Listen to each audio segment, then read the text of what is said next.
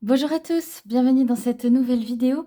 On se retrouve aujourd'hui pour une grosse vidéo, puisque vous l'avez vu dans le titre, je vais vous montrer tous les jeux que j'ai acquis en 2022. Et en fait, il va y avoir même plus que ça parce que la vidéo que j'avais fait pour mes jeux de 2021, je l'avais fait un petit peu tôt, dans le sens où je l'avais fait notamment avant les fêtes, avant de recevoir aussi mes dernières commandes. Et donc, en plus des jeux de 2022, on va d'abord commencer par ce que j'ai reçu fin 2021, donc en décembre. Et mine de rien, il y en a pas mal puisque j'en ai, on m'en a offert en plus de ce que moi j'avais prévu déjà d'acheter, quoi. Donc voilà, on va commencer par cela. À savoir que là, on n'est pas sur une review, hein, donc je vais pas prendre trop de temps sur chacun des jeux. Je vous montrerai quelques cartes parfois et d'autres fois, je vous renverrai vers les vidéos de présentation quand ça a déjà été fait. Ok. Pour qu'on gagne un petit peu de temps. Mais quoi qu'il en soit, ça va être une vidéo plus longue que d'habitude, donc bah, n'hésitez pas à mettre pause, à aller vous faire une boisson chaude, vous mettre à l'aise avant de regarder tout ça. Voilà, il me semble qu'il y a, j'ai pas recompté là, mais il me semble qu'il y a 17 jeux aujourd'hui à vous présenter, donc c'est quand même pas mal, hein. Sur ces 17 jeux, il y en a 3, 4, 5, 6, il y en a 7 qui sont de fin d'année dernière. Donc vous voyez que on a de quoi faire, hein. Donc on va tout de suite commencer justement avec ça. Et donc fin d'année dernière, j'ai eu le Divinome, l'oracle sacré de Dorine Gilbert, qui travaille sur la géométrie sacrée. Et j'ai déjà fait une review de ce jeu-là. Donc je vous renvoie à la vidéo si vous voulez le voir. C'est vrai que j'ai quand même toujours envie de vous montrer un petit peu les cartes. Alors je vais essayer de faire ça vite. Voilà, là j'en ai une par exemple. Donc voilà, pour vous en montrer juste une et que vous puissiez voir un petit peu à quoi ça ressemble. On est sur quelque chose de ce style-là, très galaxie. Voilà, j'adore. Très puissant comme oracle. Et une manière de travailler avec qui est assez intéressante aussi, un petit peu originale par rapport à ce qu'on a l'habitude de voir. Ensuite, j'ai eu, je me suis acheté Augure blanc et Augure noir. C'était un pack en promo. Je sais plus si c'était pour le Black Friday ou simplement pour les fêtes. Mais en tout cas, c'était les deux avec le livre des deux, puisque c'est un livre pour les deux jeux, hein. Et donc là aussi, je vous ai fait plusieurs vidéos même sur ces jeux-là. Donc je vous renvoie à ces vidéos-là. Pour la thématique des jeux, on est sur les mots de la langue française anciens, qu'on ne connaît plus en fait et qu'on n'utilise plus. Donc ils sont partis de ça et de leur définition, pardon, pour en faire de magnifiques oracles, pareil, très originaux. Ensuite, à Noël, des amis m'ont offert 2 jeux, le tarot de la bienveillance et Umrazai. Alors, la petite histoire marrante pour Umrazai que j'avais dû d'ailleurs raconter déjà en vidéo. Oh non, peut-être pas. Peut-être pas, je suis plus sûre de vous l'avoir déjà présenté celui-là. Le tarot de la bienveillance, vous avez déjà une review, donc on va aller vite. J'aime beaucoup les illustrations et puis là aussi, il y a une petite particularité avec ce jeu, c'est plutôt tirage à une carte en fait, que des tirages très complexes et en fait, le guidebook, c'est tout, à la première personne et c'est que des phrases en fait, très, positives en fait. Ça permet vraiment de s'ancrer un peu plus dans l'énergie. Et c'est très spirituel aussi. C'est un jeu très spirituel. Donc voilà pour le tarot de la bienveillance de Colette Baron-Wright, qui est une artiste que j'aime beaucoup. J'aime beaucoup en fait les, les illustrateurs qu'elle choisit toujours. Donc voilà, ces jeux-là, je les adore. Ils sont trop trop beaux. Et donc Umrazai, en fait, je me l'étais acheté, je l'avais trouvé en occasion. Alors c'est pas trop mon truc d'acheter des jeux en occasion, autant je le fais pour les livres. Mais les jeux, quand même, voilà, l'énergie qui a été mise dans les cartes et tout, même si on peut purifier, bon, voilà, il y a l'école pour, il y a un peu l'école contre, quoi. Et puis là, je sais pas, je le sentais bien, donc je me le suis acheté. C'était la première version. Et puis finalement, à Noël, donc quelques semaines après, quelques jours après, on m'a offert la nouvelle version. Donc voilà, le livre est à part, hein. Je l'ai aussi, évidemment. Pour moi, il est quand même très, important d'avoir ce livre, à part, même si du coup au niveau du budget, hein, ça double un peu les frais. Mais voilà et donc sur cette version, ouais, il me semble que je ne vous l'ai pas présenté encore l'Umbrasaï. Hem, En fait, ce sont des morceaux de peinture, des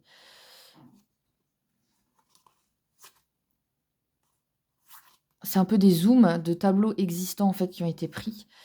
Et puis il est, séparé, vous le voyez là, hein, en plusieurs familles et cetera. Là aussi, le travail est très intéressant, assez complexe, avec ce jeu-là.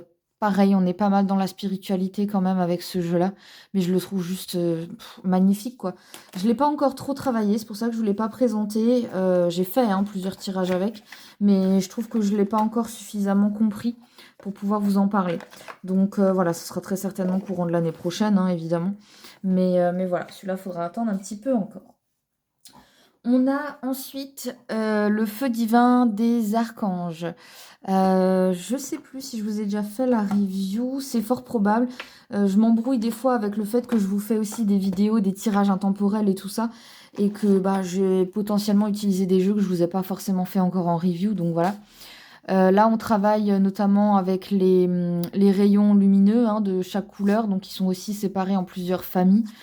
Euh, Ouais, très intéressant aussi, mais allez voir, c'est très probable quand même que je vous ai déjà fait la vidéo de présentation et je pense même qu'elle doit être assez récente en fait. Voilà, la fille ne sait plus du tout ce qu'elle a mis sur sa chaîne ou pas, c'est magnifique.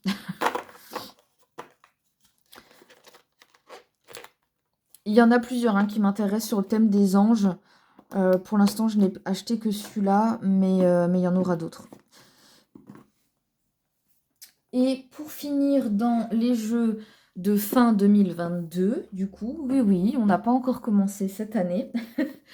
C'est le tarot de la forêt enchantée. J'avais très très envie d'avoir ce jeu. Alors le pochon que vous voyez là, c'est le pochon qu'une amie m'a fait. Ne vous fiez pas à ça, il n'arrive pas dans un pochon. Voilà, je regrette juste un peu ce gros bord blanc là. Mais j'aime là aussi beaucoup. Alors les cartes sont renommées, vous le voyez. Très complexe quand même. Il faut travailler avec un bon moment, pour s'y faire. Je commence à m'y faire personnellement, tout juste. Alors que vous voyez, ça fait 1 an que je l'ai, quoi. Après, voilà, c'est sûr, hein, je n'ai pas tiré non plus 15 fois. Quand on commence à avoir beaucoup de jeux, forcément, il y a des jeux où on se dit: «Ah punaise, mais en fait, j'ai tiré que 2 ou 3 fois avec». C'est tellement dommage et en même temps, on n'arrive pas à s'arrêter d'en acheter. Je pense que je suis pas la seule ici, dites-moi en commentaire. Mais ouais, on est sur, quelque chose d'un petit peu celtique, ouais, j'aime beaucoup et puis là aussi, il a été travaillé d'une manière un peu différente, c'est-à-dire qu'on retrouve un peu des origines anciennes. Il est lié à la roue de l'année et cetera, donc moi qui m'intéresse beaucoup, pour l'instant, à tout ce qui est, monde celtique, les sabbats et cetera, qui apprend tout ça, hein, depuis quelques mois. Forcément, celui-là m'a attiré beaucoup, beaucoup. Très intéressant, vraiment pour avoir une vision un petit peu différente en fait du tarot. Il est très très intéressant à étudier ce jeu quand même. Je l'aime beaucoup et j'ai hâte de vous le présenter aussi. Voilà, on va pouvoir démarrer avec les jeux de l'année 2022. J'ai essayé de les mettre à peu près dans l'ordre où je les ai eus. À peu près, hein. Alors, on a un tarot, de nouveau, le tarot des mondes oniriques, qui n'était plus imprimé et qui est ressorti. Et là, j'ai sauté dessus, hein. Je l'attendais avec grande, grande impatience. Pareil, je crois que je vous l'ai pas présenté encore, j'ai un doute, mais non, je crois pas. Parce que pareil, j'ai pas eu beaucoup l'occasion encore de tirer avec, malheureusement. Beaucoup plus pour les autres que pour moi. Et la critique qui est faite sur ce jeu, c'est que les cartes sont trop petites pour les magnifiques illustrations pleines de détails que l'on peut voir. Alors, par exemple, là, je ne sais pas si vous voyez, mais il y a un petit personnage. Là, en fait, hein, il y a beaucoup de personnages de la nature, hein, elfes, gnomes, vous appelez ça comme vous voulez. Et c'est pas faux, mais moi, ça me dérange pas. J'aime les petites cartes, donc Donc voilà, et par contre, ce qui est bien, c'est que dans le livre, je vais pas vous montrer ça maintenant, mais dans le livre, on a les illustrations en beaucoup plus grand. Donc au pire, voilà, si on veut se connecter vraiment avec l'image, on peut le faire grâce au livre qui est en couleur. Donc voilà. Il est juste splendide, il ne ressemble à rien d'autre, il porte très bien son nom. Voilà, je vais pas trop vous en dire maintenant et faire trop son éloge parce que sinon la review ne servira plus à rien, mais j'aime beaucoup trop ce jeu. Je il est fantastiquement magnifique. Il est très poétique même dans le livre. Ce qui en fait parfois quelque chose d'un petit peu compliqué justement, moi je trouve, pour interpréter les cartes. Mais faisable, hein, faisable. Encore une fois, il faut juste prendre le temps de le travailler. Bon, vous allez peut-être voir des boîtes dépassées hein, au fur et à mesure, mais je sais plus où les mettre, sincèrement.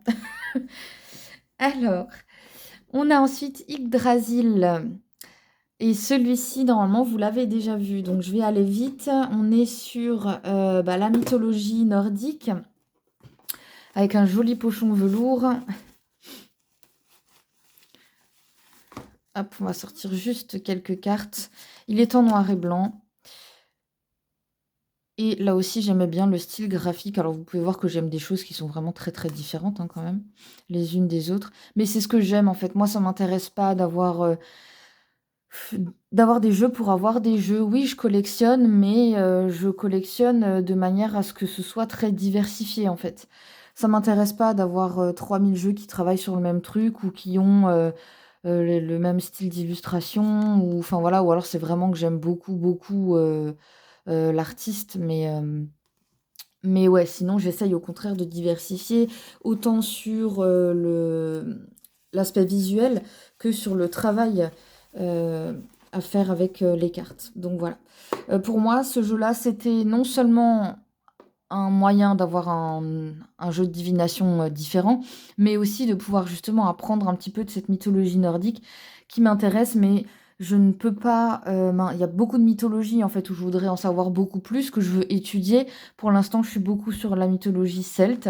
Je peux pas tout faire en même temps. Je pense que la mythologie celte déjà va me prendre, ben là ça fait déjà presque un an, elle m'en prendra encore facilement une année. Je pense. Et donc, voilà, les autres mythologies attendront, mais elles viendront aussi. Mais en attendant, voilà, ça me permet de mettre un premier pied dedans, on va dire. Donc voilà pour Yggdrasil. Si vous avez des questions, n'hésitez pas, hein, les commentaires sont faits pour ça. Ensuite, j'ai un jeu de Stacy DeMarco qui était mes 2 tout premiers jeux. Donc pareil que je vous ai présenté, hein, déjà, c'était de Stacy DeMarco et en fait, ça faisait quasiment pile un an. Là, on doit être début du printemps, hein. Ça faisait pile un an que j'avais acheté mes premiers jeux et je me suis dit: «Tiens, pourquoi ne pas racheter un jeu de Stacy DeMarco?» parce que là aussi, j'aime beaucoup son travail et qui est assez diversifié et donc je me suis dit: «Ça peut être un beau clin d'œil, un an après, de racheter un de ses jeux». Malheureusement, pour le coup, je suis un petit peu déçue, voilà. J'aime bien les illustrations, j'aime l'idée qu'elle a eue avec ce jeu. Je voulais présenter un, il y a pas très longtemps, donc je vous renvoie à la review. Hem, mais ouais, je travaille peu avec. C'est rarement quand je vous avais déjà expliqué ça, je crois, quand j'ai une question à poser aux cartes, je me mets devant mon armoire avec tous mes jeux et je pose ma question et je pose surtout la question: «Quel est le jeu qui va me permettre de répondre à ma problématique?» et c'est rarement celui-là qui sort, sincèrement. J'ai du mal à trouver de quoi travailler avec. Donc ça m'embête un petit peu. J'espère pouvoir aller dans ne serait-ce qu'un ou 2 des endroits qui sont dans ce livre pour pouvoir me connecter, énergétiquement et spirituellement avec ces endroits-là et du coup, faire un travail, grâce à ce jeu. Mais ouais, je le sors rarement. Pourtant il a du potentiel, hein, c'est pas non plus une déception totale, mais ouais. C'est pas le premier, quoi. Ensuite, on a l'oracle des énergies lumineuses. Alors là, on va travailler entre autres avec les chakras. On est sur des illustrations assez simples, symboliques. Hop, toujours avec la couleur qui correspond au chakra. Un mot-clé et j'aime beaucoup ce jeu. Là, pour le coup, le travail à faire avec est très intéressant et j'aime beaucoup tirer pour les autres avec ce jeu-là.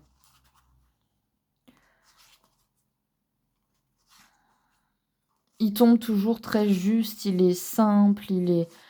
Ouais, j'aime beaucoup.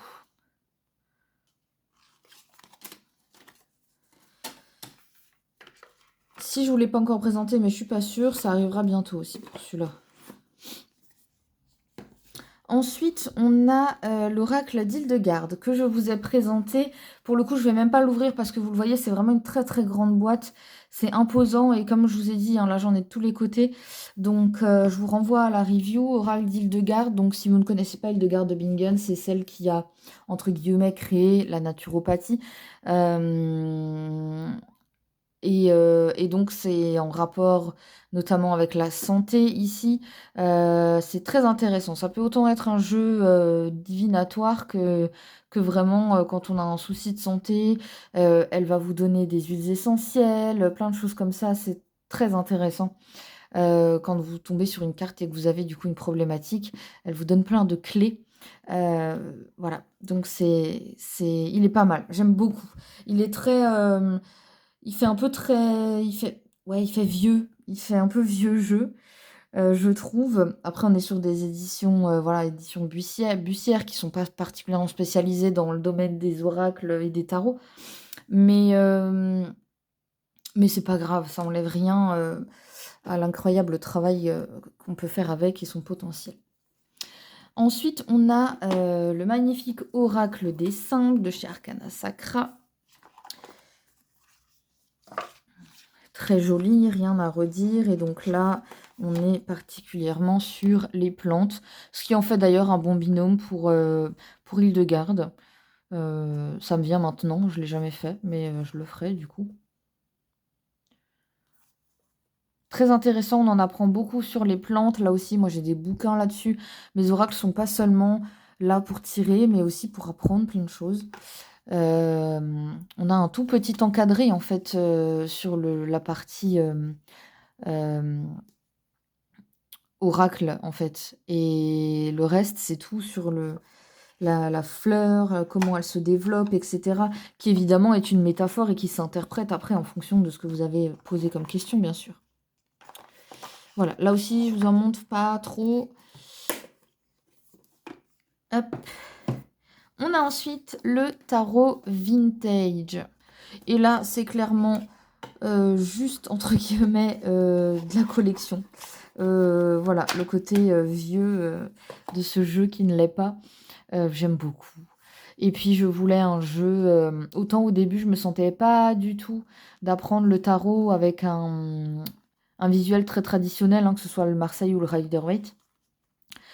Mais là, voilà, ça fait maintenant presque 2 ans que je tire et ça y est, j'avais besoin, bien au contraire, d'avoir au moins un jeu avec l'imagerie traditionnelle.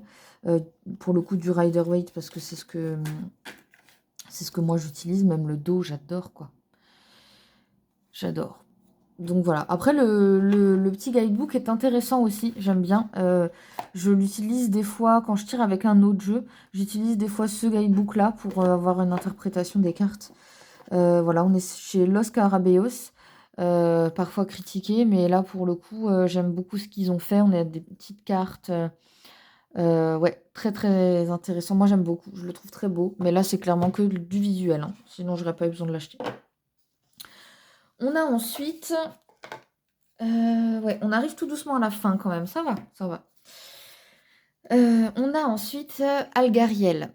Alors là, j'ai des petites choses à vous dire. Celui-là, vous allez devoir patienter avant que je vous le présente. Bon, mais il y en a plein d'autres, des reviews déjà hein, sur YouTube. C'est pas un jeu qui est sorti il y a 2 mois, quoi. Regarde-moi ce dos, j'adore, hein. On est toujours dans le côté un peu vieux, comme ça, ancien, j'adore. Des images un peu glauques. Donc pas trop mon genre à la base, mais je l'ai particulièrement pris parce qu'on peut travailler avec nos vies antérieures, etc. Je voulais un jeu pour ça. Et en fait, c'est très certainement un des derniers de chez Arcana Sacra. Le livre n'est déjà plus disponible, je ne l'ai donc pas encore. L'auteur a changé de maison d'édition et le nouveau jeu n'est pas encore sorti. Donc j'attends impatiemment que le livre sorte pour pouvoir me l'acheter et compléter, donc je ne tire pas vraiment avec pour l'instant. Mais ne sachant pas ce qu'allait donner le design du nouveau jeu et aimant le design de l'ancien, donc celui-ci, j'ai préféré l'acheter tout de suite. Voilà, que d'attendre et puis que de ne plus avoir le choix. Alors peut-être que je vais regretter et qu'en fait le prochain design sera encore mieux, hein, mais bon. Je prends le risque. Voilà, je prends le risque. Donc, les cartes divinatoires d'Algariel, que je travaille pas trop pour l'instant. Il me manque le livre. Donc, voilà, vous ne le verrez pas avant un petit moment, je pense. Mais je l'ai. On arrive aux 3 derniers. Alors, je me suis pris l'oracle du voyage intérieur. Alors là aussi, une maison d'édition que je connaissais pas. Avec un coffret tiroir, j'adore ce genre de coffret, faites-en plus.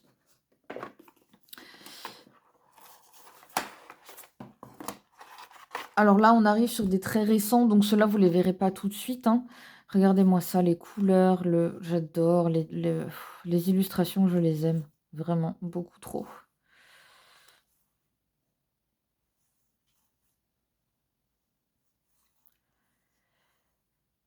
Alors pareil, assez facile à prendre en main, à utiliser, à comprendre. Bien pour soi et pour les autres. J'aime beaucoup ce jeu, je le trouve lumineux.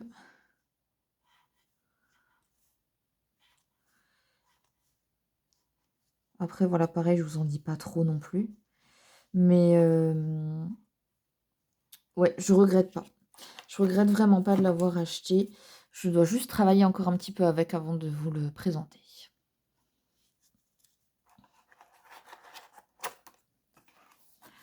Un vrai livre, hein, on a de quoi faire aussi là.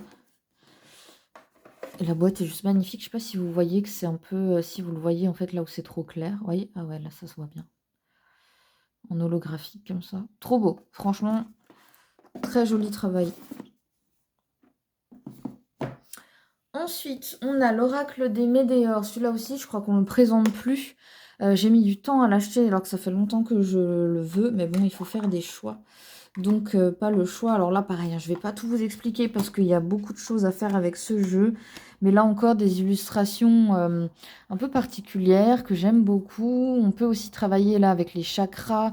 Il y a le côté très spirituel. Il y a plein de choses. Il y a beaucoup de choses à faire avec ce jeu. Je l'ai quasiment pas travaillé encore, hein. Mais j'ai très très hâte. J'ai vraiment très très hâte.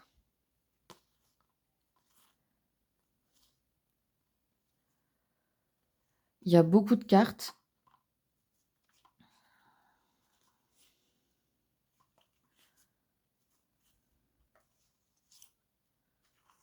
J'adore.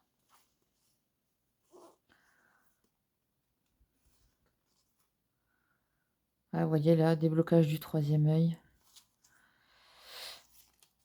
Et il y a plusieurs catégories, sans trop vous spoiler, vous voyez, on a 2 dos différents. Donc voilà, ouais. Pour ceux qui ne le connaissent pas encore, j'ai hâte de vous le présenter. J'ai hâte de travailler avec, déjà, pour commencer. Et d'ailleurs, on a de la même autrice, le grand livre des 12, je sais plus, des 12 libérations énergétiques, que j'aimerais beaucoup, beaucoup avoir. Ce sera un de mes prochains achats. Et pareil, ça fait au moins 1 an maintenant que je dis que depuis qu'il est sorti, en fait, je le veux. Et je l'ai toujours pas. Voilà. Alors, on arrive au tout dernier jeu, celui qui vient d'arriver. J'ai à peine eu le temps de l'ouvrir, en fait, de regarder les cartes, etc. Il est arrivé il y a quelques jours. C'est le tarot de la sororité sacrée. Il y a beaucoup de tarots qui me font envie en ce moment et ça a été très dur de choisir quel allait être le dernier jeu de l'année et le tarot, parce que je savais que ça serait un tarot. Il y en a trop que je veux en ce moment pour que... Là, je pense que je vais acheter plus de tarot que d'oracle les prochains temps, clairement. J'aime beaucoup trop. Là aussi, le dos est magnifique. On est sur des cartes mat. Une tranche dorée. Et donc là, on est clairement sur le féminin. Et pour le coup, grosse mention sur le cadre qui est noir. Je trouve ça, mais tellement mieux que le cadre blanc. Là, pour le coup, ça me choque pas, quoi. Voilà, donc là encore un style, assez particulier que je n'avais pas encore. Ça fait un peu, tatou ou j'adore.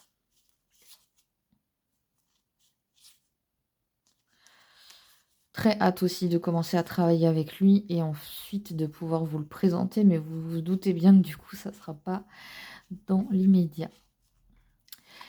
Donc voilà, on est du coup, bah non, en fait, j'avais 7 jeux pour le mois de décembre de l'année dernière et j'en avais 11 pour cette année. Voilà, ce qui me fait une moyenne d'un jeu par mois, alors qu'en réalité, il y a facilement 4 mois, voire 5, où j'ai pas du tout pu acheter de jeux parce que financièrement compliqué, parce que d'autres projets, et cetera. Et j'étais un peu frustrée, quoi. Je me suis vraiment dit: «Allez, un jeu par mois», c'est ce que j'essaye de viser toujours. Et je pensais pas être arrivée au nombre de 11, finalement, sachant que je crois que je n'ai pas de jeux offerts cette année. C'est que des jeux que j'ai achetés moi, si je dis pas de bêtises. Donc voilà, c'est vrai que j'ai eu un début d'année où j'en ai acheté pas mal. Voilà, forcément, on reçoit un peu de sous à Noël, et cetera, les cartes cadeaux, les machins. Mais ouais, en gros, on est sur une moyenne d'un jeu par mois et je vais continuer comme ça. Donc normalement, on devrait avoir environ 12 jeux pour le mois de décembre prochain. Voilà. J'espère que cette vidéo vous aura plu. Dites-moi s'il y a des jeux que vous voulez voir en priorité. J'essaierai de les faire passer avant, du coup, de travailler un peu plus avec, etc. pour vous les présenter rapidement. Dites-moi aussi quels sont les jeux que vous avez achetés cette année, ça m'intéresse. Et eh bien, on se retrouve très très vite pour une nouvelle vidéo. Et je vous souhaite d'ores et déjà de bonnes fêtes.